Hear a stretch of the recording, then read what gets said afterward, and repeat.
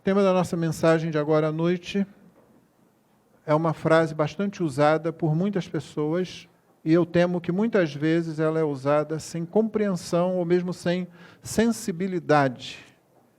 Deus está no controle. Poucas frases podem ter um significado tão real e tão profundo e ao mesmo tempo serem tão esvaziadas do seu sentido ou aplicadas em um momento ruim, um momento impróprio. Dizer Deus está no controle para alguém que acabou de sofrer uma grande perda ou uma tragédia pode ser um ato de crueldade, mesmo que não seja intencional, embora seja uma grande verdade. A verdade continua sendo, mas o momento, o timing, como gostam de dizer, não é o melhor. Como eu tenho dito outras vezes, como você aprende das próprias Escrituras, às vezes, num momento de tragédia, de perda, de dor intensa, é melhor você fazer como os amigos de Jó, pelo menos nisso. Tá? Não siga os amigos de Jó em outras coisas, não, nem o que eles disseram. Mas pelo menos em chegar perto, sentar em silêncio e ficar ali sentindo que é grande a dor do outro, pode ser uma grande coisa enquanto você ora e apresenta aquela pessoa ao Senhor e a dor que ela está sentindo. Né? Então essa frase pode ser usada erradamente, mas certamente ela é verdadeira, Deus está no controle. Você olha ao seu redor e talvez você seja levado a questionar isso, mas Deus está no controle. Nós vamos continuar dizendo, o Senhor está no trono do universo. O Senhor Jesus recebeu todo o domínio, toda a autoridade. O Senhor Jesus controla cada partícula de toda a criação. O Senhor Jesus não somente governa e domina assim, mas também julgará a todos que estão debaixo do seu senhorio. E há um sentido em que toda a criação está debaixo do senhorio do Senhor Jesus. Nem todos o reconhecem como rei glorioso, o rei ressurreto, mas todos estão debaixo do seu domínio. Alguns, então, olharão para Jesus como súditos leais, outros como rebeldes que não querem submeter ao Senhor e prestarão contas disso no final, quando Ele, no seu trono, julgará grandes e pequenos, sem exceção. Então, esse é o tema da mensagem de hoje, e o nosso texto é o Salmo 11. Salmo de número 11. Deus está no controle e vamos ver o que o Salmo tem para nos dizer.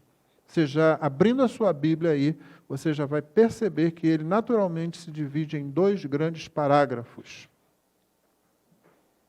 Isso já ajuda a sua compreensão.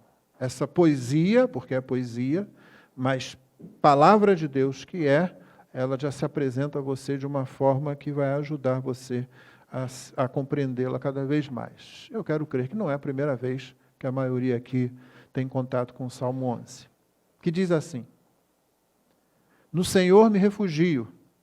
Como então vocês dizem à minha alma, fuja como um pássaro para o seu monte? Porque eis aí os ímpios armando os seus arcos, colocam a flecha na corda para as escondidas dispararem contra os retos de coração. Ora, se forem destruídos os fundamentos, que poderá fazer o justo? O Senhor está no santo templo. Nos céus o Senhor tem o seu trono. Os seus olhos estão atentos, as suas pálpebras sondam os filhos dos homens. O Senhor põe à prova o justo e o ímpio, mas ele abomina o que ama a violência. Fará chover sobre os perversos brasas de fogo e enxofre. E vento abrasador será a parte do cálice deles. Por ser justo, o Senhor ama a justiça, os retos lhe contemplarão a face. Essa é a palavra do Senhor. A primeira parte desse salmo pode ser entendida de duas formas. Há duas possibilidades de você interpretar essa poesia. A primeira é como está aí na nossa versão. Nós estamos usando a Nova Almeida atualizada. Você vai perceber que logo depois da introdução, nas duas primeiras frases, há uma pergunta e ela está entre aspas. Não é? A pergunta é toda essa seção, mas o finalzinho dela está entre aspas, porque é a palavra de alguém para o salmista. Então, voltando, no Senhor me refugio, diz o salmista. Diz você, digo eu. Como então vocês dizem à minha alma? E aí vem a pergunta feita por alguém. Fuja como um pássaro para o seu monte. Ou melhor, uma orientação, uma indicação. Fuja. A pergunta é, por que vocês estão me dizendo isso?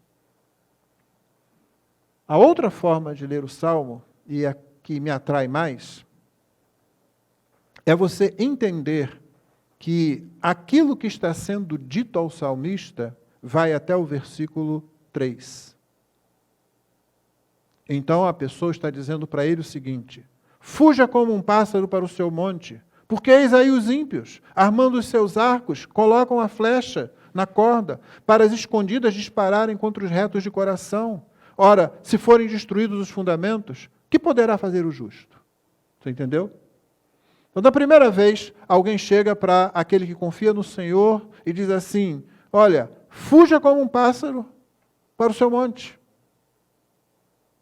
E o salmista começa a pensar, por quê? A razão disso é porque os ímpios estão aí, eles armam seus arcos contra o justo, eles põem a flecha na corda, eles fazem isso às escondidas para pegarem, para dispararem contra os retos de coração. Se são destruídos os fundamentos, se as bases da justiça são destruídas, o que é que o justo pode fazer? Mas isso seria a reflexão do próprio salmista.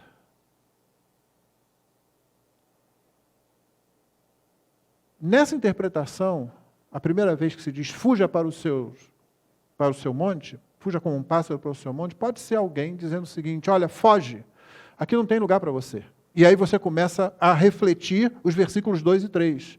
Porque os ímpios estão aí, porque eles estão com o arco, porque eles estão à espreita, porque eles vão pegar de surpresa, porque os fundamentos estão sendo comidos.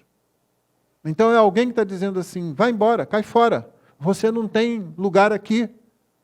Não há nada que você possa fazer confiando no seu Deus. A outra interpretação, a que eu prefiro, é de alguém que está dizendo para você fugir, porque essa pessoa já perdeu a esperança. Essa pessoa mesma, ela já não tem mais segurança. Talvez ela também seja crente. Ela pode não ser um ímpio dizendo. Ela pode não ser um inimigo dizendo: fuge, vai embora. Ela pode ser um amigo, ela pode ser alguém que está até preocupado com você, ela pode ser alguém que também crê as mesmas coisas que você crê. Mas o raciocínio dela é o seguinte: olha, fuja. E ela quer dizer, na verdade, vamos fugir. Fuja como um pássaro para o seu monte. Porque os ímpios estão aí, eles armam os seus arcos, eles já estão colocando as flechas nas cordas, eles, às escondidas, vão nos espreitar e vão nos atingir. Os fundamentos estão sendo destruídos. O que é que a gente pode fazer? Acho que essa é a ideia principal do salmista aqui. Certamente pessoas vão chegar e vão dizer: vão embora. Por que vocês estão aqui? E vocês ficam confiando nisso aí? E vocês ficam dizendo que esse rei ressuscitou? E vocês ficam dizendo que ele ainda vai voltar? Nada vai mudar. Parem com isso. Vão falar como falaram para os apóstolos lá no livro de Atos, no capítulo 4, como você viu, né? Parem de falar nesse nome. Vocês ficam enchendo a nossa paciência, vocês ficam dizendo que nós estamos errados, vocês ficam dizendo que nós estamos perdidos, que nós precisamos de salvação. Vão embora! E às vezes o crente começa a raciocinar assim: está difícil realmente. E talvez por começar a raciocinar assim, é que pode ser que um crente assuma aquilo que eu chamei da segunda interpretação. Vire um para o outro e diga assim: vamos embora. Vamos ficar quietinhos, vamos ficar no nosso canto. Talvez a gente não vá voar como um pássaro para um monte, mas a gente vai ficar aqui na nossa. Não vamos perturbar tanto assim. Olha, talvez ele nos deixe em paz e a gente continue tendo liberdade de culto.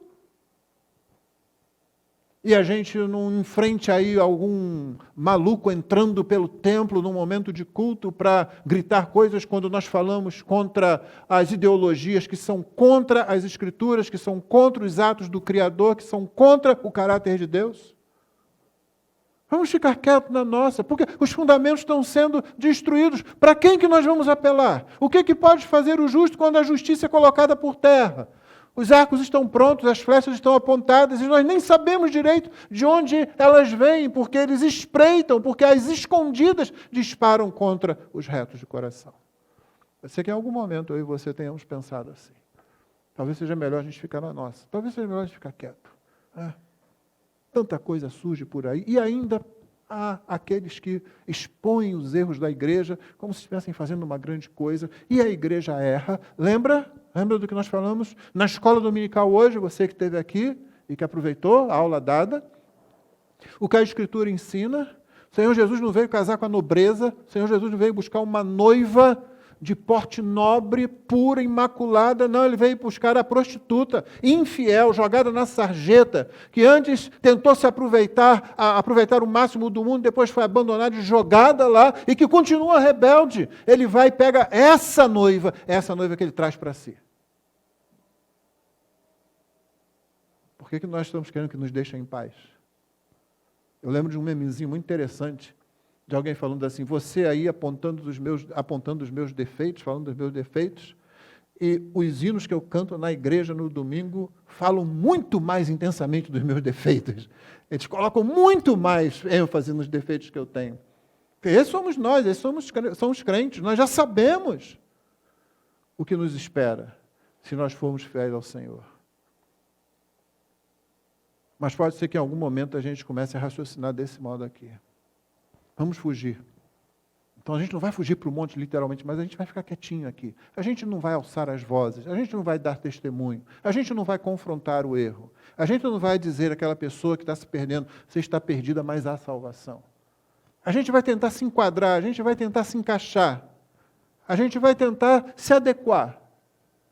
Eu me lembro de alguém pregando e dizendo assim, não crie seu filho para ele se adequar. Ele é um peregrino, nós somos peregrinos. Não tente criar seu filho, sua filha, para que ele fique adequadamente colocado, encaixado na sociedade, na cultura que está à nossa volta, porque nós não pertencemos a esse lugar. Nós estamos numa caminhada, numa jornada, nós estamos passando por aqui. Outra forma de dizer isso, nós estamos em Babilônia. Nós não estamos na nossa terra. Nós estamos caminhando. Treine os mais jovens como peregrinos, como forasteiros. Porque é isso que nós somos. Então, sim, talvez nossas crianças sofram muito bullying. Né? Assim, bullying é permitido. Quem disse que bullying não é permitido? Se for crente, é permitido. Se o alvo do bullying for um crente, for um cristão, pode fazer. Entendeu? Você não pode fazer isso com um homossexual, você não pode fazer isso com uma feminista, você não pode fazer isso com aqueles que têm novos conceitos de família, você não pode fazer isso com quem pensa diferentemente do que a Bíblia diz. Mas você pode fazer isso com um cristão. Com um crente você pode. Com o filho do crente você pode. Então prepare seu filho, prepare sua filha, prepare sua família, prepare seu irmão na igreja. Nós somos peregrinos. Quando a igreja cai na graça do povo, é um mimo de Deus. Você sabe qual é a característica dos mimos de Deus, ou de qualquer mimo, na verdade? É que ele não acontece o tempo todo. De vez em quando, aquilo vem.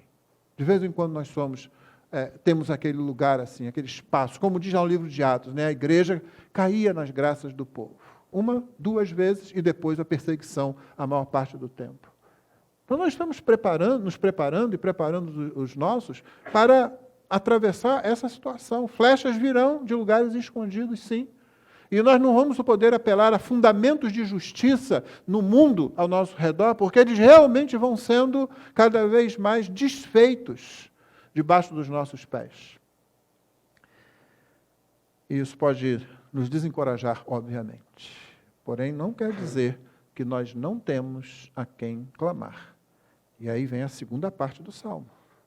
E note que a segunda parte do Salmo, ela não é colocada, e como boa poesia que é, ela não é colocada assim, mas preste atenção, a realidade não é essa.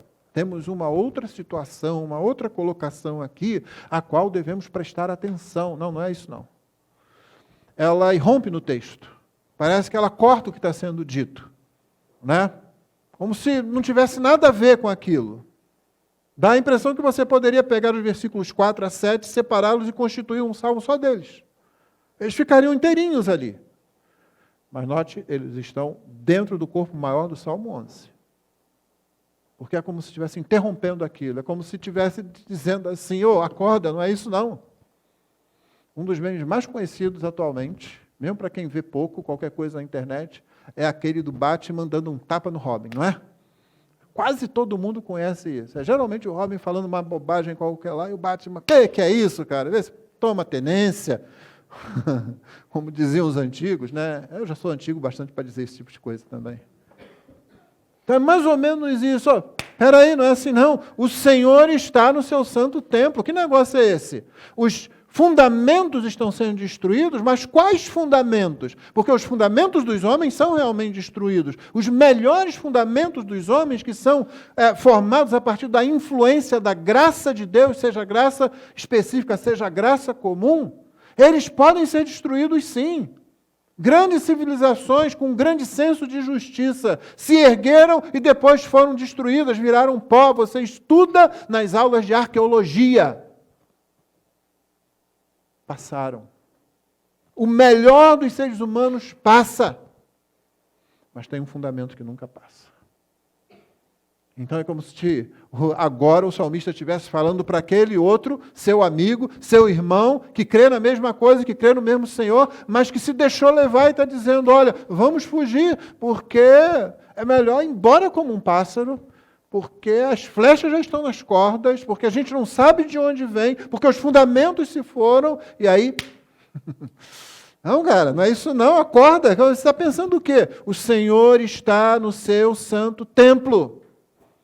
E aí você pensa assim, tá, então vamos pensar religiosamente o Senhor no templo, para que você não perca tempo com isso. Ele logo acrescenta, nos céus o Senhor tem o seu trono. Quem é que senta no trono? O rei. Aquele que é rei é que senta no trono. O que o salmista está fazendo aqui é confrontando quem que foi falou, fundamentos não estão destruídos sim. Então sim, olha só a sua volta. Não, não olha a sua volta, olha para cima. Olha para o céu. Olha para aquilo que controla tudo que está à sua volta. E mesmo que você pense que aqui todas as coisas estão sendo destruídas e elas ainda estão debaixo do controle daquele que está sobre o trono. E os fundamentos do trono que está nos céus nunca são destruídos, nem mesmo abalados. E não somente isso. O Senhor está no seu santo templo, nos céus está o seu trono, os seus olhos estão atentos. Acaba com aquela imagem daquele velho de barba branca, com um robe branco, sentado num trono branco, e tudo é muito branco, não é? Mas pense bem, aquela visão de Apocalipse 4, você encontra coisas brancas ali, mas você encontra muita coisa colorida de todo jeito, não é? Então, pense em glória mais majestosa do que essa da imagem do velhinho, do Papai Noel cósmico sentado num banco que a gente às vezes pensa que é Deus. Ele não está ali à toa sentado, não. Os seus olhos estão atentos, suas pálpebras sondam os filhos dos homens. Ele não está assim, com o olho meio fechado. Não, ele está atento. Quando diz que as pálpebras sondam os filhos dos homens, significa que elas não estão fechadas, significa que ele está sondando, que ele está testando, como o texto já vai repetir, ele está olhando o coração de cada um. O Senhor põe à prova o justo e o ímpio. Ele sonda, ele vigia, ele está atento à sua criação e ele põe à prova o justo e o ímpio. Estão ambos diante dele ali. O justo, que está tremendo, né, que está precisando dessa sacudidela de outro justo, de outro que crê no Senhor. O ímpio, que está preparando suas flechas, que está desfazendo os fundamentos da própria justiça humana. O Senhor põe à prova, Ele testa. Ele não está só olhando. Ele está sondando, ele está pondo à prova o justo e o ímpio. E ele abomina o que ama a violência. Violência é usada aqui porque o quadro dos versículos 1 a 3 foi um quadro de violência. Você já recebeu uma flechada alguma vez? Eu já. Tudo bem, que eu estava no Natal, na casa de um irmão lá em Lisboa, e o filhinho dele veio com arco e flecha e pum, né, e me acertou. Mas ainda bem que tinha aquele trocinho, aquela borrachinha na ponta, né? Atravessou lá de longe. Naturalmente a mãe, o pastor!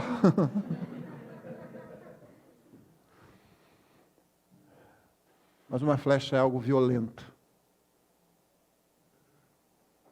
É por isso que violência é a expressão usada aqui. Poderia se falar muitas coisas, não é?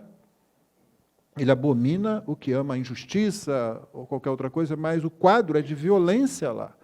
A injustiça, ela é deteriorada para que se instale um clima de violência. É isso que quer acontecer aqui. E uma violência contra o justo. Uma violência contra os que temem ao Senhor. Mas o Senhor está no seu santo templo. Nos céus está o trono dele. Ele olha atentamente, ele sonda atentamente, suas pálpebras estão sondando os filhos dos homens, ele põe à prova e ele abomina o que ama a violência, ou seja, o ímpio, aquele que está perseguindo o justo. Ele fará chover sobre os perversos brasas de fogo, enxofre e vento abrasador, será a parte do cálice deles. Lembra cálice? Cálice tem no Antigo Testamento também, entre outras coisas, e talvez o principal simbolismo, o cálice é o cálice da ira de Deus. A ideia é assim, como é que é preparado o vinho? As uvas são esmagadas, são pisadas, e depois aquele sumo é fermentado. Deus é paciente, Deus é misericordioso, Deus é longânimo, mas Deus não é tolo, Deus não é fraco, Deus não é controlado, Deus está no controle. Então, a ira de Deus, na paciência de Deus, ela vai como que fermentando. E há um momento em que ela cai sobre o ímpio. Isso aconteceu ao longo da história bíblica, várias vezes. Isso acontece ao longo de toda a nossa história. E isso finalmente vai acontecer de forma cabal no último dia. Nenhuma injustiça será deixada de lado. Nenhuma injustiça ficará impune. O Senhor abomina o que ama a violência. E aí a descrição que eu li no verso 6 é aquela que quer mostrar como é terrível a disciplina, o juízo do Senhor. Nós estávamos estudando essa semana o último capítulo da Confissão de New Hampshire, que fala sobre o mundo vindouro, e uma das coisas que a gente estava abordando justamente aí lendo da Confissão de Fé de 1689, é que o Senhor, uma das razões porque ele não diz o dia em que ele vai voltar, né? Uma das razões é justamente essa, né? Há uma primeira razão que é para que os crentes estejam servindo, estejam sempre prontos. Então, estamos servindo ao Senhor, a hora que Ele vier vai nos encontrar prontos. A outra razão é para que os homens temam e atentem para o aviso que os que pregam o Evangelho dão. O aviso é, o Senhor virá e julgará todos os povos. O Senhor julgará todos os indivíduos. Todos comparecerão diante dele. E você não sabe quando é que isso vai acontecer. Então, prepare-se para esse encontro.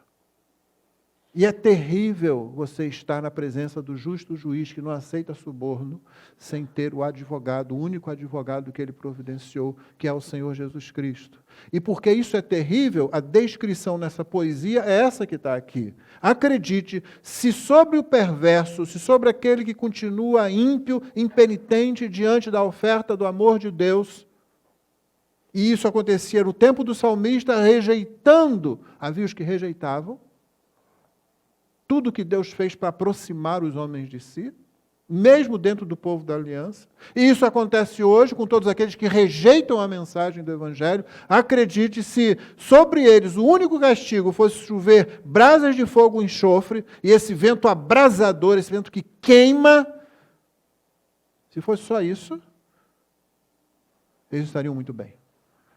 Só que isso é descrição poética, que para a gente aqui já chama atenção. Nenhum de nós gostaria de estar debaixo dessa situação aqui, né? Ninguém quer receber sobre si brasas de fogo, enxofre. A própria imagem é justamente para nos abalar. Mas isso aqui ainda seria muito melhor do que ter que encarar o juízo eterno. Do que ter que encarar aquilo que a gente chama de inferno e que se tornou uma jocosidade, se tornou uma piada na boca das pessoas. As pessoas não sabem do que estão falando, estão brincando com algo horrível. É como se você fizesse piadas com o Holocausto. Eu visitei um campo de extermínio na Alemanha. Não tem como você tirar, se você tem algum pingo de juízo, de inteligência, de raciocínio, eu nem cheguei na sensibilidade, mas não tem como você tirar um selfie rindo com aquela situação atrás de você. Não cabe, você não consegue. É como fazer piadas com esse tipo de coisa, é como fazer piadas com as chacinas que agora aconteceram aí com crianças. Mas as pessoas fazem exatamente isso, elas brincam com o inferno, elas contam piadas do inferno como se fosse algo assim, elas não estão preparadas para aquele momento, elas não têm ideia do que vem, a descrição na poesia, que como eu disse é algo que é muito mais suave do que o juízo vindo do próprio Deus, já é terrível como essa aqui, ele vai fazer chover sobre os perversos brasa de fogo, enxofre, vento abrasador será a parte do cálice deles. Então lembra, isso aqui está aqui na segunda parte, né? Aquela que o Batman Gospel, né, bateu no outro assim, acorda, não, os fundamentos que estão se desfazendo são esses aí, mas os fundamentos do trono que está nos céus nunca nem se abala, quanto mais se desfaz. Então essa poesia está colocada ali para alertar. De um lado para alertar o ímpio, mas de outro lado para encorajar o justo. Não, você não precisa fugir, você não precisa fugir por um monte, não. Sim, nós sofremos muitas vezes aqui, mas os fundamentos do Senhor continuam inabaláveis e Ele vai preservar. E por isso o Salmo termina com essa nota bastante positiva do verso 7. Por ser justo, o Senhor ama a justiça. Os retos lhe contemplarão a face. O Senhor é justo, o Senhor ama a justiça e os retos lhe contemplarão a face. O final do Salmo é isso. Depois de falar da chuva de fogo e enxofre, do vento abrasador, do cálice da ira, ele termina naquela bonança, né? A tempestade passou e agora você que é justo, você que ama o Senhor, é dito que é feita a promessa, na verdade, os retos lhe contemplarão a face. Uma única aplicação, irmãos, é quando você termina de ler esse salmo aqui e você diz, eu posso ser encorajado, realmente eu não preciso ficar fugindo, eu não preciso temer, e posso ajudar algum irmão fraquinho que em algum momento de fraqueza diz, vamos fugir, ou vamos ficar calado, ou não vamos fazer diferença, não vamos falar daquilo que temos visto e ouvido, não. E certamente isso já é uma boa aplicação, mas principalmente talvez dê a pensar o seguinte, eu sou naturalmente ímpio. Eu sou naturalmente aquele que também estaria dando flechadas por aí. E eu dei flechadas, e as minhas flechadas atingiram o rei. O rei recebeu as minhas flechadas, porque quando o Senhor abençoa a seres humanos que ele chama de justo, é porque ele recebe as flechadas primeiro. Quando o Senhor inocenta ímpios, é o caso original de todos nós aqui, para que esses ímpios possam ser chamados de justos, é porque ele fez chover sobre Cristo, não sobre os perversos, mas sobre o inocente, sobre o santo. Ele fez chover brasas de fogo, enxofre, o vento abrasador foi o cálice do Senhor Jesus. Todos nós estávamos nessa condição. Nós, crentes, vivemos numa tensão, porque nós clamamos ao Senhor como os discípulos na oração feita lá no capítulo 4. Senhor, olha para as ameaças deles, né? Os judeus que estavam naquele momento, eram os judeus o principal problema ali para a igreja que tinha acabado de nascer. Olha para as ameaças deles e concede aos teus servos que com intrepidez anunciem a tua palavra, que com ousadia anunciem a tua palavra. Essa foi a oração deles ali. E é a nossa oração. Certamente nós vamos orar assim muitas vezes. Nossa petição é que o Senhor olhe para aqueles que nos ameaçam, aqueles que querem nos calar, e pedir ao Senhor que nos dê graça para continuar testemunhando. Mas é bom a gente pensar justamente para que nós não tratemos os outros como se nós fôssemos melhores, como se por nós mesmos nós tivéssemos saído da condição de ímpio, né? Do versículo 2, para a condição de justo, ou reto do versículo 7, como se nós tivéssemos feito isso por nós mesmos. Mas nós não fizemos. Nós éramos os ímpios, nós atiramos flechas no Senhor. Você sabe aquela piadinha que o pessoal faz aí quando acontece alguma coisa ruim para você? Aí acontece um troço, depois acontece outro, você diz assim, eu devo ter atirado pedra na cruz. As pessoas não falam isso? Não, você fez pior do que isso. Você atirou flechas no rei.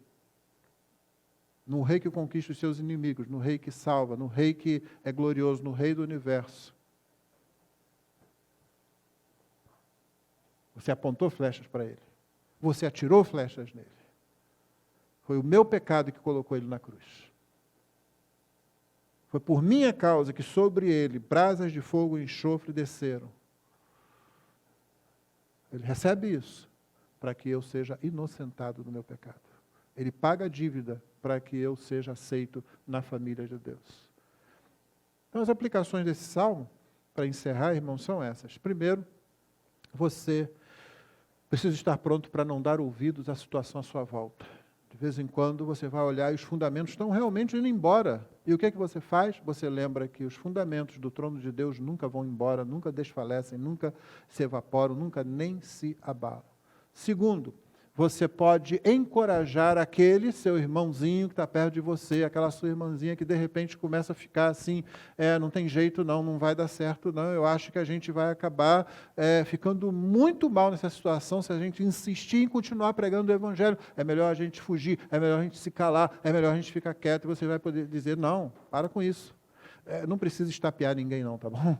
Mas você precisa dizer para a pessoa, os fundamentos do trono de Deus estão firmes e não vão se abalar. E uma última e terceira aplicação é essa. Sim, o Senhor vai fazer chover sobre os perversos brasa e fogo, de fogo e enxofre. Você deve lembrar que esse vocabulário aqui é usado no Novo Testamento, inclusive pelo Senhor Jesus, para fazer referência ao inferno. Mas você pode dizer para todos aqueles que ainda não se renderam a Jesus, você não precisa estar no meio desses. Eu já estive ali também. Eu já fui o perverso desse texto, mas Ele veio e me salvou, Ele veio e me conquistou. Você pode ser salvo também. Porque Ele recebeu sobre si fogo, enxofre e o vento abrasador. Por isso nós recebemos sobre nós a bonança da casa de Deus, da mesa de Deus, da comunhão na família de Deus, da adoção dentro da família de Deus. Então você pode usar esse texto também como lembrança de que você deve olhar para aqueles que apontam flechas para nós como alguém que, assim como estivemos naquele lugar, essa pessoa também pode estar no nosso lugar agora, onde nós estamos. Antes atiramos flechas, eles estão fazendo isso. Agora nós estamos aqui salvos por aquele que recebeu as flechadas no nosso lugar. Isso pode acontecer com eles também, por mais ímpios que eles pareçam. Porque como escreveu Corrie ten Boom certa vez, disse, não há poço tão profundo que o Senhor Jesus não seja mais profundo ainda. Não há pecado tão grande que Ele não possa perdoar. Para todos aqueles que vierem a Ele. Porque o Senhor ama a justiça. Os retos vão lhe contemplar a face. Os retos são aqueles que são revestidos da retidão do Filho, da retidão de Jesus. Que o Senhor nos abençoe e que nós nos lembremos, Deus está no controle. E essa frase é mais cheia de significado do que o que parece quando as pessoas usam assim, levianamente, no dia a dia. Que o Senhor nos abençoe. Vamos ficar de pé, irmãos, e vamos orar. Deus abençoe você que está nos acompanhando também, que a palavra de Deus alcance seu coração, e não importa em que situação você esteja, se você ainda não se rendeu a Jesus, Cristo pode salvar você, Ele pode perdoar os seus pecados e colocar você dentro da família de Deus. E se você é crente e anda desesperado com tanta coisa que acontece ao redor aí, não se deixe enganar, não se deixe iludir. O trono de Deus continua firme, Ele sonda os corações dos homens, Ele testa o justo e o ímpio, e Ele ama a justiça. Os retos vão contemplar a face dEle. Vamos orar. Senhor, obrigado pela Tua palavra. Aplica ao nosso coração, que a Tua graça nos conduza em todas as coisas e que Tu nos dirijas, Senhor. Dá-nos a Tua bondade a cada passo do caminho, porque são muitas as adversidades, muitos os inimigos, muitas as afrontas, muitos os obstáculos, Senhor. Mas nós olhamos para cima, nós olhamos para o céu, nós olhamos para onde está o Teu trono. E a Tua palavra diz que aqueles que têm os olhos em Ti não serão jamais envergonhados. Dá-nos a Tua graça, portanto, e abençoa-nos, Senhor Deus, enquanto encorajamos uns aos outros e enquanto pregamos o Evangelho àqueles que hoje estão atirando flechas, como um dia nós fizemos, mas que amanhã poderão também estar no Teu aprisco santo, sentados à Tua mesa, membros da Tua família. ouve a nossa súplica, abençoa-nos no final deste culto, que nossa confiança, nosso descanso em Ti seja renovado pelo Teu Espírito Santo, Senhor. Oramos assim em nome de Jesus. Amém.